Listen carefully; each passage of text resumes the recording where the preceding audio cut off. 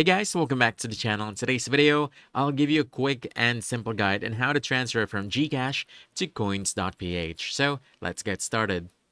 First off, go ahead and log in to your GCash account. And on the homepage, you want to click on transfer, then choose local. On the list of banks, you want to type in and search for Coins.ph or just simply type in coins. Then you want to choose this option, DCPay/Coins.ph. And then finally, enter the amount, the account name, account number, and you can also send receipt to an email. And finally, once you're done, simply choose send money. And that's it. Simple. Now you know how to transfer from Gcash to Coins.ph in just a few simple steps. So if you found this helpful, don't forget to hit that like button, subscribe for more quick guides, and I'll see you in the next one. Thanks.